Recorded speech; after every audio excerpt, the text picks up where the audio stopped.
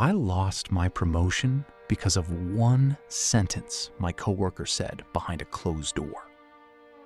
She just forgot one thing about the call she lied about.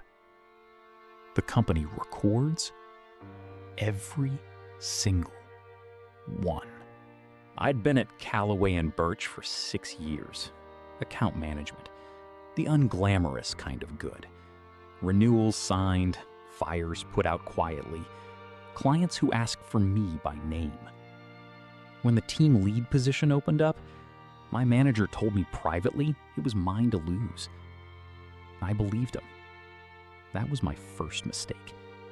Believing a race is over before everyone is run. The other candidate was Dana.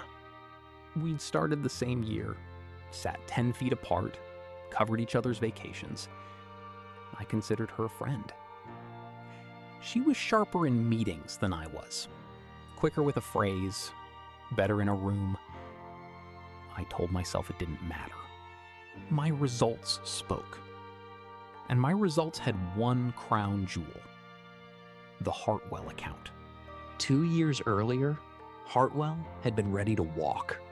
I spent 8 months rebuilding that relationship call by call.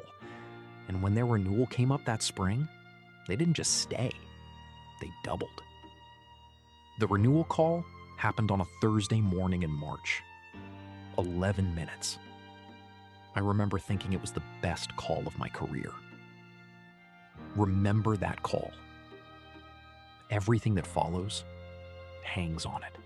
The promotion process had a final stage, a closed-door review panel. Managers, plus one peer representative chosen for their honest perspective. The peer they chose was Dana, the other candidate, sitting in judgment on the race she was running. Nobody in the room seemed to find that strange. 2 weeks later, my manager called me in. He couldn't look at me. Dana got the role.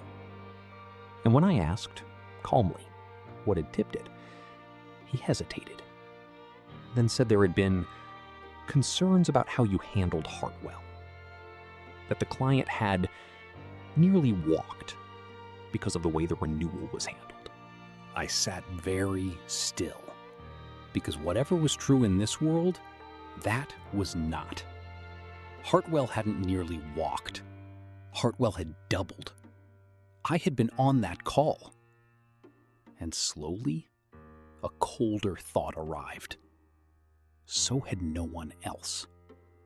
It was my word against whoever had planted that sentence. And the planting had been done in a room I wasn't allowed into. That night, I didn't write the furious email. I didn't confront Dana at her desk. I sat at my kitchen table and remembered something from my first week of onboarding, 6 years earlier. A line in the compliance training everyone clicks through. All client calls are recorded for quality assurance, retained for 12 months. The Hartwell renewal call was 4 months old. I did everything by the book, and that was the point. I filed a formal request through HR to review the decision, citing one specific factual claim, that Hartwell had nearly left, and one specific piece of evidence, the recording of the renewal call with the date and time. No accusations, no names. Just a memo, 1 page, 3 timestamps. Minute 4, the Hartwell director says word for word, "If it weren't for you, we'd have left 2 years ago." Minute 9, the renewal doubled. Minute 11, he asks whether I'd be staying on the account because, his words, "You're the reason we trust this firm." I never played it in a meeting. I never forwarded it to a soul. I just gave HR the timestamps and let them press play in a quiet room. A lie travels fast. A recording doesn't travel at all. It just waits. HR reopened the panel's findings. They asked Dana to substantiate the concern. Her account shifted 3 times in one meeting. She'd heard it from someone, then sensed it from the client's tone, then may have been thinking of a different account. Each version was smaller than the last. By the end, she wasn't defending a statement. She was negotiating an exit from it. The promotion decision was voided and rerun with a clean panel. I got the role. Nobody announced why. They didn't have to. The people who mattered knew. And offices have a way of metabolizing the truth without a memo. Dana wasn't fired. She transferred to another team that summer. Her own request. We still nod in the corridor.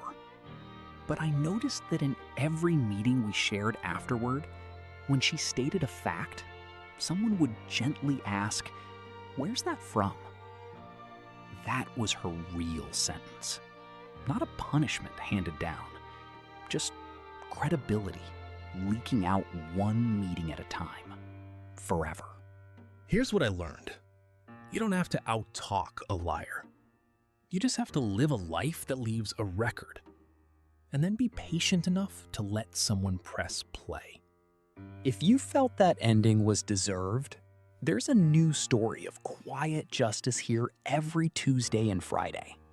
Subscribe so you never miss the comeuppance. And tell me in the comments, would you have played that recording in front of everyone or done it quietly, like I did?